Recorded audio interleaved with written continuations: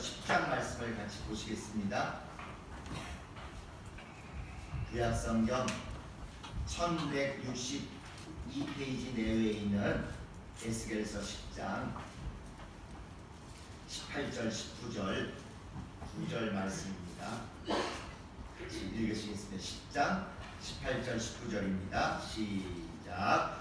여호와의 영광이 성전 문지방을 떠나서 그룹들 위에 머무르니 그룹들이 날개를 들고 내 목전에 땅에서 올라가는데 그들이 나갈 때에 바퀴도 그 곁에서 함께 하더라.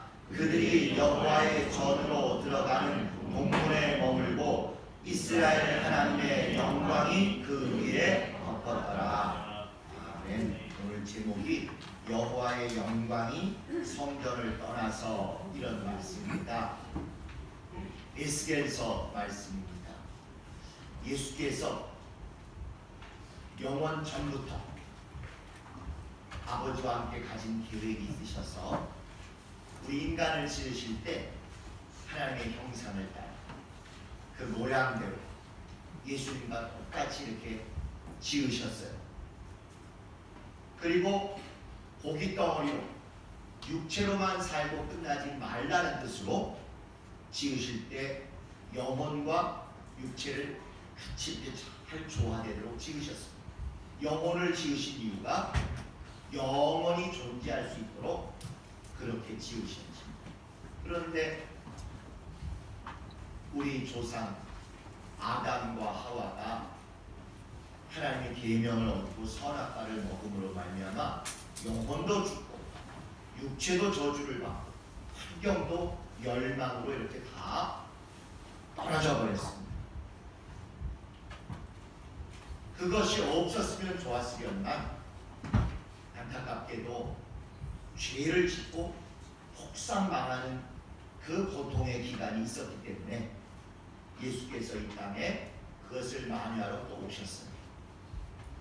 우리와 똑같이 똑같은 모양으로 연약함을 그대로 감당하고 오셔서 우리 모든 인간의 죄를 그분이 덮어 쓰셨습니다. 죄 없으신 분인데도 불구하고 우리 죄를 덮어 쓰시고 그 죄값 때문에 십자가에서 죽으셨지.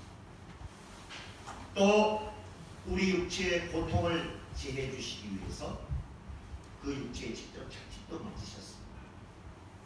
또 우리의 환경이 너무 어려워진 것을 만회시켜 주시기 위해서 그렇게 부유하고 만물을 지으신 만물의 주인이신 분이 가장 가난하게 오셔서 마지막 입고 계시던 옷까지 십자가에서 빼앗기셨어요.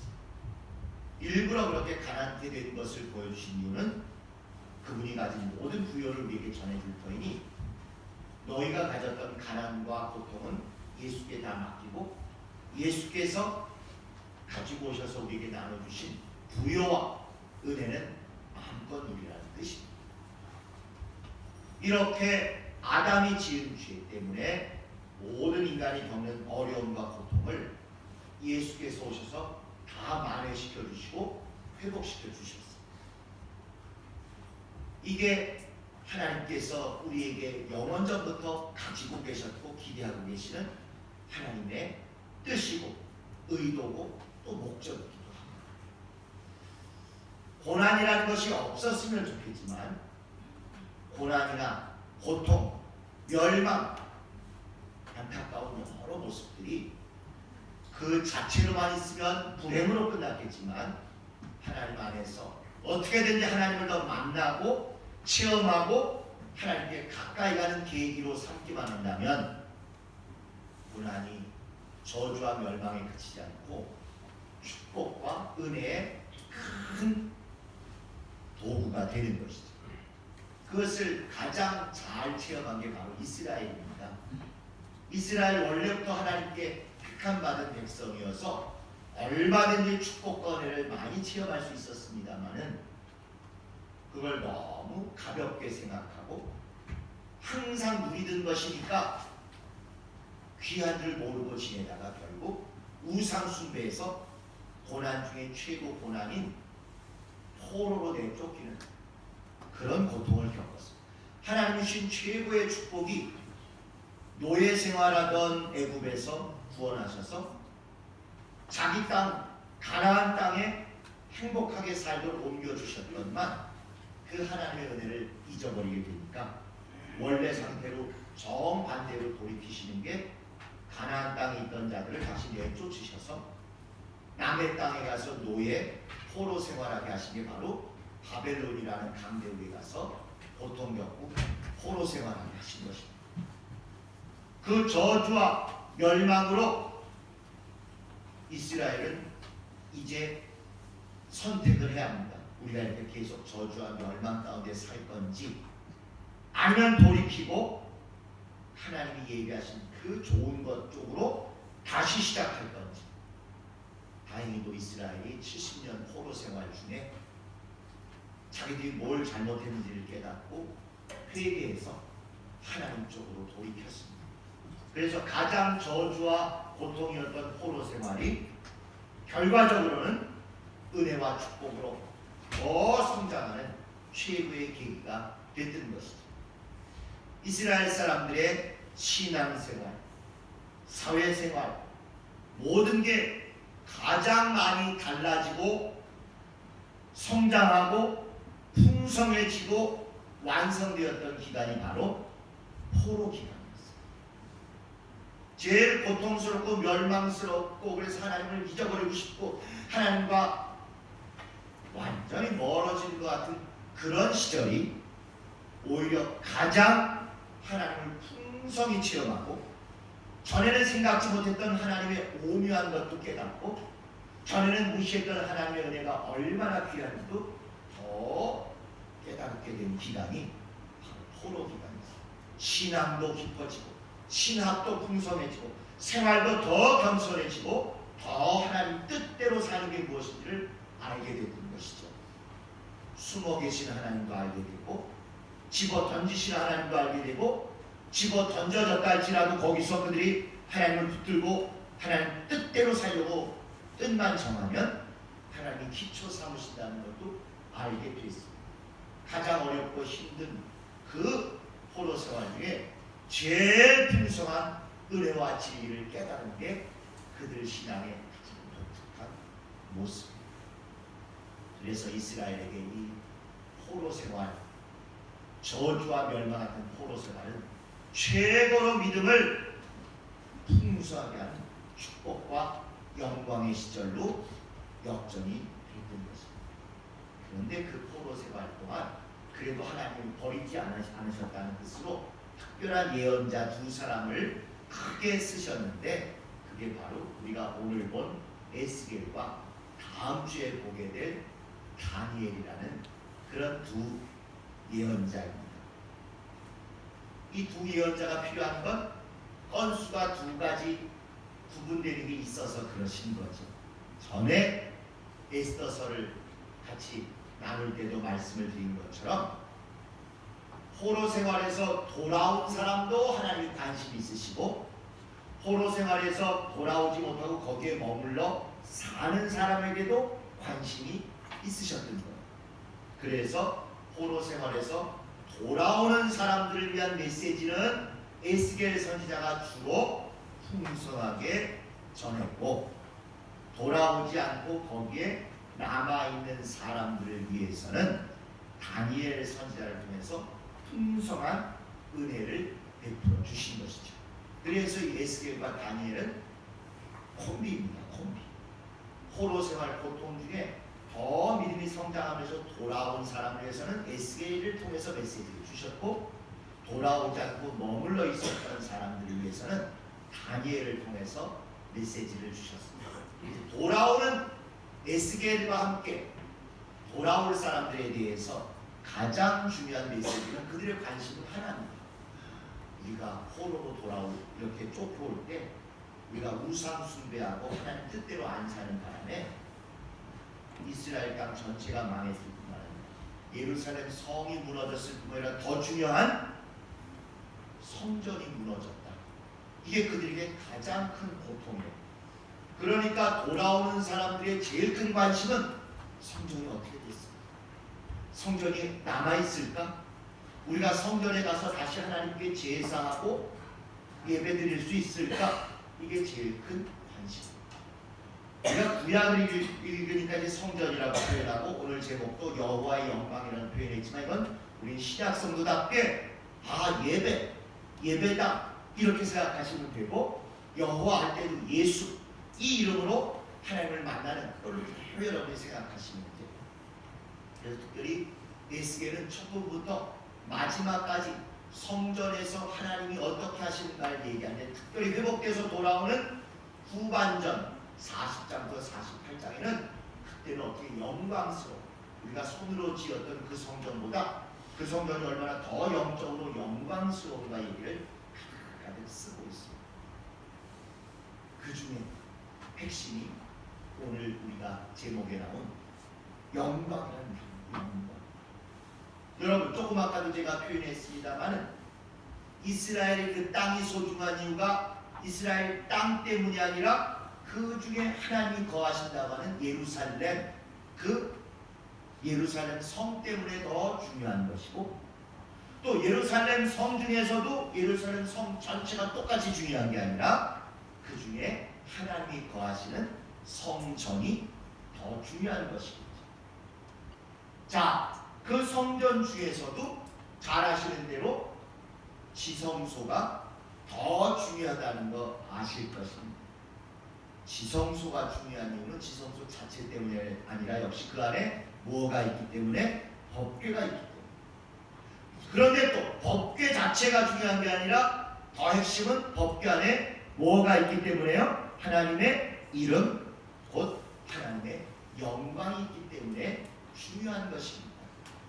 전에 그런 표현 드렸죠? 좀 우스갯소리 같지만 남편이 집에 돌아오는 게 그렇게 기다려지고 기뻐하는 아내가 있었어요. 남편이 돌아오는 게 핵심인 줄 알았더니 남편의 옷이 돌아오는 게 핵심. 그 옷 속에 뭐가 있기 때문에 지갑이 있기 때문에 그 남편의 지갑 속에 뭐가 있기 때문에 아무거나 긁을 수 있는 카드가 있기 때문에 이게 말이 되는 건가요? 핵심이 사람마다 그렇게 보는 관점이 달라요. 우리가 애들한테 야 게임 좀 그만하고 공부 좀 해. 그러면 게임 그만하는 게 중요한 거예요? 공부하는 게 중요한 거예요? 후반전에 있는 공부하는 게 중요한 거잖아요. 공부를 해야 되는데 공부를 너무 안 하고 게임만 하니까 게임 좀 그만하고 공부 좀 해. 이렇게 이야기하는 것처럼 이스라엘 땅이 중요한 건 그 땅 전체 때문이 아니라 예루살렘이라는 그 특별한 성이 중요한 것이고 특별한 그 예루살렘이 중요한 이유는 성 전체 때문이 아니라 그 안에 있는 성전 때문에 중요한 것이고 성전도 다가 중요한 게 아니라 특별히 최고로 중요한 건 그 안에 있는 지성소가 중요한 것이고 지성소가 중요한 건 그 안에 법궤가 있기 때문이고 법궤가 중요한 건 그 안에 최고로 중요한 것 중에 제일 중요한 하나님의 이름 그게 있기 때문에 중요합니다. 하나님의 이름이라는 건 하나님의 영광과 똑같은 말이에요. 자, 이렇게 하나님의 원리를 잘 알다 보니까 돌아오는 이스라엘 사람들은 성전이 어떻게 됐을까? 거기 여호와 이름이 어떻게 됐을까? 법궤가 어떻게 됐을까? 이게 이렇게 관심이 많습니다. 그러니까 하나님께서 되게 아니다. 너희 지금까지 가졌던 생각을 바꿔야 됩니다. 그 이스라엘 땅, 그 땅이나 어떤 장소 거기에 관심을 두지 말고 내가 너희와 사실은 끝까지 함께하고 있었던 그걸 생각해요. 어디에 하나님이 고정되었다. 이스라엘 땅에 고정되었다. 예루살렘에 고정되었다. 성전에 지성소에 법궤에 고정되어 있다고 생각하지 말고 오히려 너희들이 있는 곳에 내가 함께 있었다는 그걸 좀 알아달라고 이 에스겔서를 써주십니다. 그래서 지금까지 하나님에 대한 모든 관념이 고정식에서 이동식으로 바뀝니다. 원래 광야의 성막이나 솔로몬의 성전의 법궤는 고정이에요. 테이블처럼. 상자값처럼 고정돼 있었는데 에스겔의 환상에 나오는 것은 이 법궤가 막 옮겨 다녀요. 옮겨 다니는 두 가지 모습을 뭘로 표현하세요? 하나는 바퀴가 달렸어. 바퀴가 달려있는데 땅에 구르는 정도가 아니라 이렇게 공중에 떠서 막 날아다니는 환상을 보여줍니다. 바퀴가 있으면서도 천사들이 막 수종을 드니까 막 움직이면서 돌면서 하늘로 날아가는 고정식이라는 이동식이라는 이들은 지금까지 이런 걸 듣도 보도 못했는데 하나님의 법궤가 한 장소에 딱 머물러 있어서 자기들이 쫓겨났으니까 포로로 내쫓겼으니까 자기들은 하나님의 법궤나 이름과 무관하다고 생각했는데 이 법궤가 바퀴가 되면서 이동하고 날아다니는 그 환상을 보여주신 것입니다. 또 하나 이 이동하는 목적, 장소, 핵심이 어디냐? 바로 성도들이 있는, 백성들이 있는 곳으로 법궤가 옮겨다니는 것을 에스겔이 보여줍니다. 그러니까 자기들이 포로로 내쫓겼다고 해서 하나님으로부터 버림받고 하나님으로부터 떨어진 줄 알았었는데 아니구나. 하나님의 법궤가 바퀴가 달려서 이동하고 날아다니고 움직이면서 고정되지 않고 변화가 있었구나. 그런데 그 이동하신 장소가, 목적지가 다른 데가 아니라 자기들이 포로로 잡혀가 있었던 거기였다. 이걸 드디어 그들이 새삼스럽게 깨닫게 된 것입니다. 이게 나중에 예수님께까지 가면 예수님 안에 그 이름을 두시고 예수님이 가시는 어디든지 그 이름이 함께한다는 걸 알게 해주셨고 심지어 그 이름을 우리에게까지 넣어주셔서 우리가 가는 곳곳이 성전이고 지성소고 법궤고 하나님의 영광이 임하는 것이다 라는 신약까지 이어질 것을 이때 이 말씀을 주신 것입니다. 그래서 이제 오늘 읽은 성경 구절을 보면 10장 18절을 보시면 여호와의 영광 곧 이름이 곧 법궤가 성전 문지방을 떠나서 그룹들 위에 머무르니 천사들을 위에 머물러서 이제 날아다닐 수 있게 마치 비행기 위에 올라타고 이렇게 머무르니 그룹들이 날개를 들고 내 목전의 눈앞에 땅에서 이렇게 쑥 법궤가 이렇게 올라가더라는 거예요. 하나님의 이름이 영광이 올라가더라는 거예요. 그들이 나아갈 때에 바퀴도 그 곁에서 함께 있더라고요. 법궤가 바퀴도 있고 바퀴 밑에 날개, 천사의 날개가 있어 쭉 날아가더라는 것입니다. 그들이 여호와의 전으로 들어가는 이번에는 동문 쪽으로 옮겨가서 머물고 이스라엘의 하나님이 영광이 그 곁에 덮였다. 그 위에 덮였다. 한 장 더 넘어가셔서 보시면 11장 23절에 보시면 이 여호와의 영광 거듭 말씀드린 여호와의 영광이라고 할 때 이런 이름이 담긴 법궤에 그걸 말씀하는데 여호와의 영광이 이제는 성전에서 나가서 성읍 중에 있고 예루살렘 성 그 가운데 있고 거기서부터 또 올라가서 성읍 동편 산에 머물고 그 다음에 이 산을 떠나서 저 산 너머로 날아갔다는 얘기가 그 뒤에 계속 나옵니다.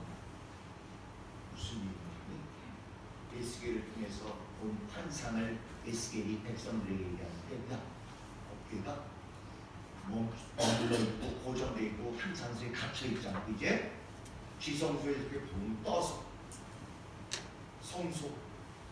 성막 안에 있는 문지방까지 딱 바깥쪽으로 옮겨왔다는 것입니다. 그런데 또 거기서 또 떠서 성전의 동쪽 문까지 왔다는 거예요. 거기서 또 떠서 예루살렘 성의 동쪽 문까지 또 더 바깥으로 왔다는 것입니다. 뿐만 아니라 거기서 한 걸음 더 나가지고 동쪽 성 바깥에 있는 동쪽 산, 이게 감람산인데 그 산 위에까지 왔다는 것입니다. 그것도 좀 이따가 보니까 그 산을 넘어서 훌쩍 동편으로 완전히 떠나갔다는 거예요. 얼핏 볼 때는 성전에 계셔야 될 법궤, 하나님의 이름, 하나님의 영광이 어디로 가나? 지성소에서, 성전 문지방으로, 그 다음에 성전의 문으로, 그 다음에 성읍 중에 점점 더 오른쪽 동쪽으로 가면서 성의 동문에, 그 다음에 성읍 동쪽 바깥에 있는 동쪽산 감람산 위에, 감람산 확 떠나버려서 이게 뭔가 했더니, 그렇게 감람산 동쪽을 하고서 쭉 가면 어디냐? 거기가 바로 이들이 포로로 잡혀가는 바벨론. 자기들이 포로로 쫓겨가서 자기들은 하나님께 버림받고 이제 하나님과 끝난 줄 알고 포로 생활 중에 절망, 멸망, 좌절, 포기 이렇게 사는 줄 알았는데, 하나님의 의도, 하나님의 뜻, 하나님의 그 관점으로 보니까 지성소에 고정돼서 자기들과 멀리 떨어진 줄 알았던 하나님의 이름, 하나님의 영광이 지성소에 머물러 있지 않고 지성소에서 나오셔서 동쪽으로 조금 더 바깥쪽으로 이동하신 게 성전 문지방, 문지방에서 조금 더 나온 게, 더 바깥으로 나온 게 성전의 동쪽문, 더 나와서 성읍, 예루살렘 성의 성읍의 가운데, 거기서 성읍의 동쪽 끝에 문, 거기까지 나오고, 그 다음에 거기서 더 동쪽에 있는 감람산으로 오더니 더 멀리 동쪽의 산까지 쑥 넘어서 없어져 버리셨다. 이런 줄 알았더니 포로로 간 그들을 결코 외면하고 버리실 수 없어서 비록 죄짓고 우상 숭배하고 저주와 멸망으로 포로로 내던지셨지만 그걸 외면하지 않으시고 하나님의 이름, 하나님의 영광, 하나님 똑같이 그 감람산 넘어서 동쪽으로 쭉 가서 보니까 포로 생활하고 바벨론까지 와서 거기에 백성들과 함께 하셨다는 것을 특히 이렇게 보여주십니다. 어떻게든지 그들이 죄짓기 전에 돌이키라고, 회개하라고 기회 주시라고 한꺼번에 좀 돌이켜봐. 너희들이 돌이키지 않으면 죄짓고 악을 범하고 우상 숭배하면 내가 너희와 함께 할 수 없어. 그 뜻으로 일부러 지성소 떠나실 때는 주저주저 하십니다. 지금이라도 돌이켜. 그럼 내가 너희를 내쫓지 않고 너희를 내가 품고 있고 지성소에 내가 그대로 좌정하고 있습니다. 그런데도 그걸 안 듣고 조금 더 죄를 범하면 제발 좀 돌이켜하는데도 안 되니까 하나님도 어쩔 수 없이 지성소로부터 또 멀어지셔. 내가 너희 가운데 함께하지 않는다는 걸 보여주시고, 그래서 지성소에서 성전 문지방 제발 좀 돌이켜, 또 기회를 주시고 또 다독거리고 또 혼내는데도 안 돌이키니까 여기서 또 성전 문까지 또 멀어지셔요. 야, 지금이라도 늦지 않았어. 너희들이 회개하고 돌이키면 내가 너희 가운데 함께한다는 뜻으로 다시 지성소로 돌아갈 거야. 이렇게 안타깝게 얘기하는데도 말을 안 듣고 또 죄를 짓고 악을 범하고 하나님부터 멀어진다. 어쩔 수 없이 주님의 이름과 영광도 여기서 다시 성전문을 거쳐서 성읍으로 다시 또 더 멀어져서 성 전체의 동정으로 더 이들이 죄를 짓고 멀어져서 지성소로부터 더 멀어져 가지고 동쪽 산까지 거기부터 더 멀어져서 마치 떠나간 것처럼 보였는데, 그래도 이들을 버릴 수 없어서 이들이 가서 포로 생활하는 바벨론까지 쫓아가셔서는 지금이라도 회개하고 돌이켜라 이렇게 하십니다. 그래서 나중에 돌이키고 났더니 그 다음에 이 하나님의 영광이 돌아오실 때는 천천히 단계별로 이렇게 돌아오시는 게 아니라 그냥 한 번에 쑥 돌아오셔가지고 한 번에 지성소를 확 꼬리에 버리십니다. 그게 하나님의 마음이라는 것을, 하나님의 애통하신 심정이라는 것을 이스라엘 사람들에게 가르쳐 주시는 것입니다. 우리는 돌이킴, 회개, 그럼 자꾸 우리들 죄 짓는 것만 생각하잖아요. 그런데 우리한테 적용할 때는 죄를 지었던 것으로부터 돌아서서 옳은 방향으로 가는 것까지 얘기하죠. 우리 자꾸 회개를 그런 쪽으로만 쓰다 보니까 회개하면 나쁜 것, 죄 짓는 것, 인간에 대한 것만 생각하는데, 여러분 자동차에 이렇게 쭉 가다가 저기서 돌아가야지 하고 이렇게 유턴해 오지 않습니까? 그걸 회개라고 하네. 유턴을 잘못 가는 것에서 돌이키는 거면 그게 다 회개입니다. 우리는 죄를 짓고 우상 숭배하고 잘못 가다가 돌아오니까 항상 우리가 하는 건 죄로부터의 회개지만, 하나님도 회개를 하시네. 하나님이 무슨 죄를 지어서 회개하나? 이게 아니고 하나님도 겉보기에 이렇게 가던 방향에서 됐어, 때가 되었어, 이제 내가 원하는 효과를 얻었으니까 방향을 다시 돌려갖고 와야 되겠다. 이것을 역시 돌이킴이라고 하는 거예요. 그래서 우리는 한자어로 회개라고 얘기하지만 히브리 원어나 성경의 모든 그 이치는 똑같이 가던 길을 바꿔서 돌아오는 걸 다 회개라고 하는 것입니다. 우리는 죄로부터 돌아오는 것이고, 하나님은 우리를 심판하고 멸망하고 꾸짖던 것으로부터 이제 쟤들이 정신 차렸다, 쟤들을 긍휼히 여기고 내가 감싸줘야 되겠다 하고 그 방향을 바꾸시는 걸 하나님에 대해서 쓴 걸 하나님도 돌이키셨다, 하나님도 회개하셨다, 이렇게 쓰는 거예요. 꼭 죄의 문제만이 아니라. 그래서 이 하나님의 영광이 돌아오시는 이 모습이 바로 회개의 하나님의 모습이다 하는 것입니다. 죄는 우리가 졌어요.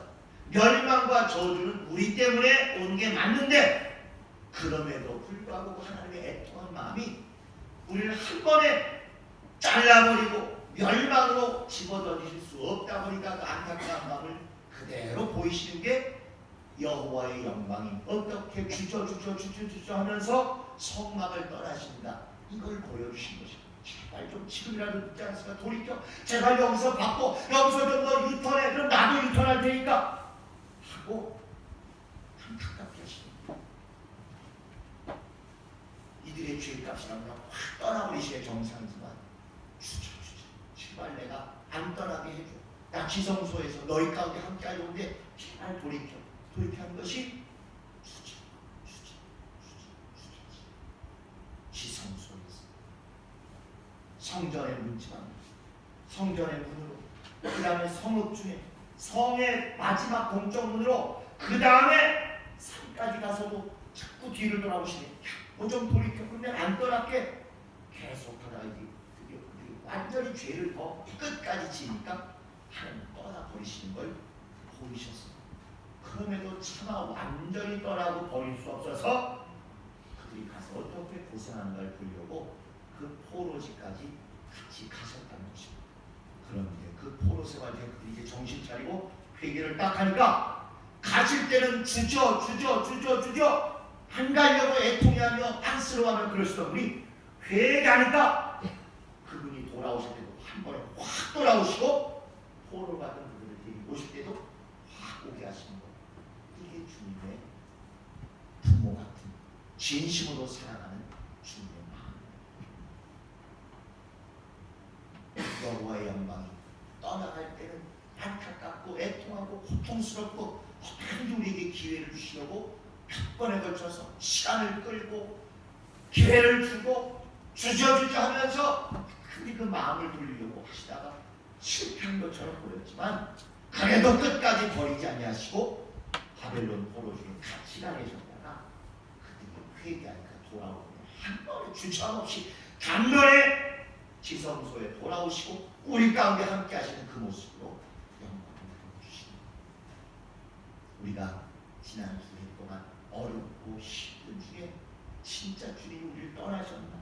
우리가 주님으로부터 버림받았나? 우리 믿음과 헌신이 그대로 주님께 제대로 연락되어 왔던 것인가? 고통을 겪고 애통했던 그 기간들에도 주님이 버리시거나 포기하지 않으시고 끝까지 우리 함께 하시고, 조금만 힘내, 조금만 너희 잘못 돌이켜, 조금만 고쳐, 주저 이렇게 하시면서 절대로 우리를 떠나지 않으시다가 정말 마지막 고비를 넘고 회개하고 주님 뜻대로 돌이키는 그 움직임만 보이면 갑자기 돌이키셔서 순식간에 우리가 기대하지도 못했던 회복과 영광으로 지성소에 가득 채우시듯 예배당과 우리의 삶에서 우리의 가정에서 그분의 영광을 넘치게 주실 것입니다.